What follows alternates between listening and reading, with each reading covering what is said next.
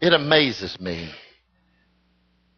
how much this nation has changed in 1 year's time. Also this past week, North Korea has lobbed a lot of missiles, totally going against UN sanctions, turning their nose up at the United States and all those who would oppose them. Iran, terrorism, reigns in the street, illegal elections, nuclear threats. And where is our commander-in-chief? Probably hiding under his bed, hoping it all go away.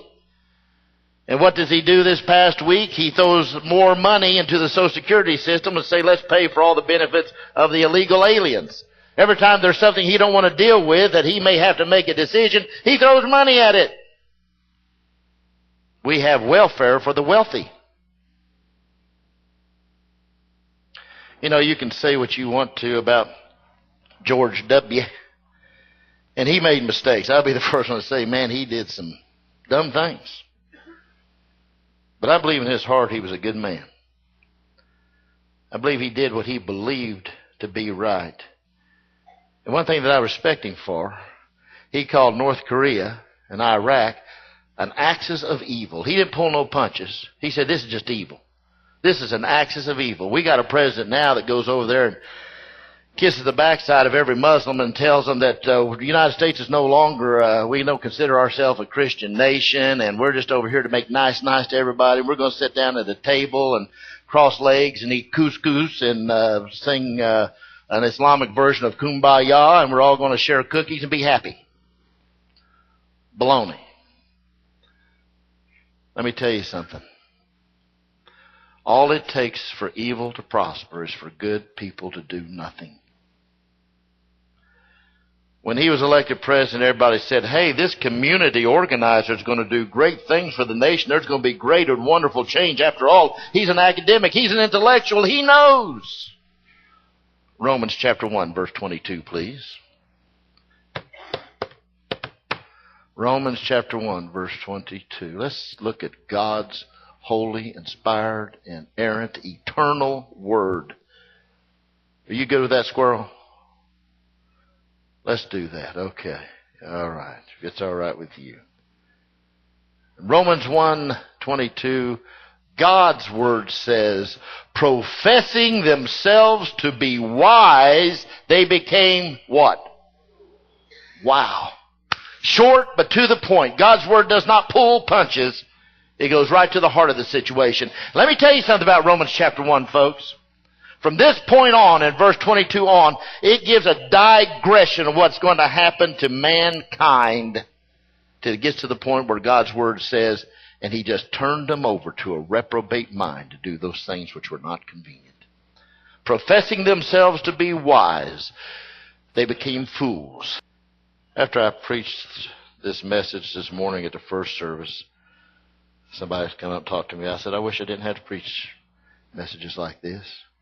I said, but when you look all through God's word, you look at all the Old Testament prophets and saints, they would stand up to proclaim what is truth and what is right and what God's word, God's will, God's essence, God's teaching is about in the face of governments and powers that would threaten their very existence and kill them. If you want to go to Hebrews chapter 11, it gives a long litany of what happened to all those, how they were persecuted, how they were tortured, how they died to proclaim the truth.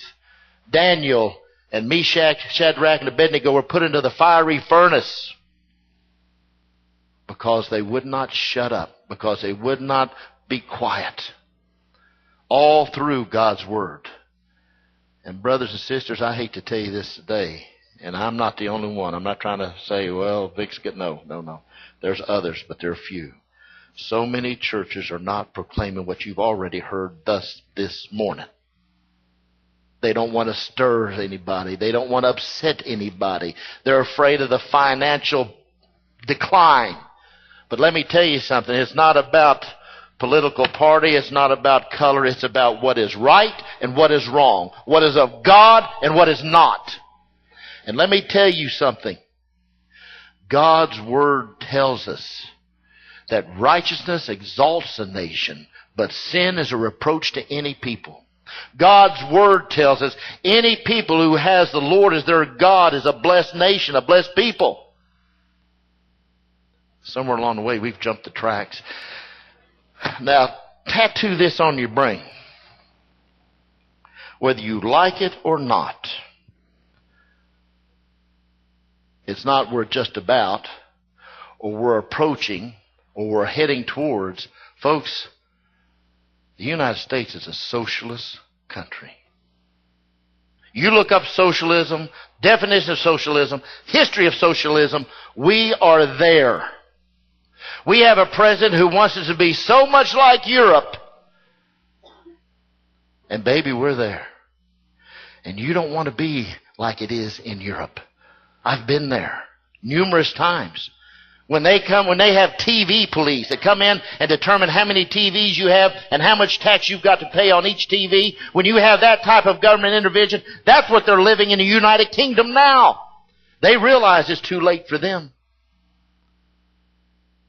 And we have a commander-in-chief that's bending over backwards to make this country as much like socialistic Europe as he can possibly make it. Is it too late for this nation? Scott Wesley Brown, a contemporary Christian artist, not too long ago wrote a song. He wrote some great songs. In fact, I remember in the mid to late 70s, he wrote some contemporary Christian songs that just really ministered to my heart and soul. And he said, here not long ago, he was in on a tour, and he and his wife were in the bedroom, and they had the TV on watching the news, and it was a beautiful Saturday morning. Said their grandkids come running around there and said something was said on the news that caused an alarm and concern. They started talking about last day events, and his wife looked at him, and he said that she said, what will become of our children and our grandchildren when America isn't America anymore? And he got that on his mind. He said he went downstairs and he wrote that song and titled it, When America Isn't America Anymore. I tell you, I'm here to tell you, as of the last year, America isn't America anymore. You see, we lull ourselves with TV, amusements, entertainment, music, you name it. But if we wake up and smell of coffee, we are in a very dangerous, precarious point in our history. This past week, Arnold Schwarzenegger on the left coast, he says they're bankrupt. From now on, they're paying their debts with IOUs. I hope I can start doing that. I think it'll go over like a lead balloon. Let's get this right now. The majority of the people who say that we Christians are antiquated, out of date, uneducated, unsophisticated because we're Christians and we dare to believe the Bible, let's see. Most of those extreme liberal teachers, what is Pelosi, Boxer, all these people doing the best they can to degrade our military, put down our country. Let's see, what state did they come from that knows so much? They said Bush had it all wrong and all the Republicans and conservatives were idiots. Let's see, what state do they come from that's doing so good? California. California. And in New York, and on the East Coast, you've got Reed. Isn't that interesting? Reed and Pelosi and them said, Reed stood up and said, here a while back, we're losing the war. America's going to lose the war in Iraq. We're losing it. Shame on America. Let's see. This past week we accomplished the mission, handed it over, coming back home. I don't remember him getting on there and say, oops, is my face red? My bad. I don't think he said that, did he? No. And they didn't report it either, did they? No. But some of us remember him saying that to try to demoralize our American troops, demoralize America, period.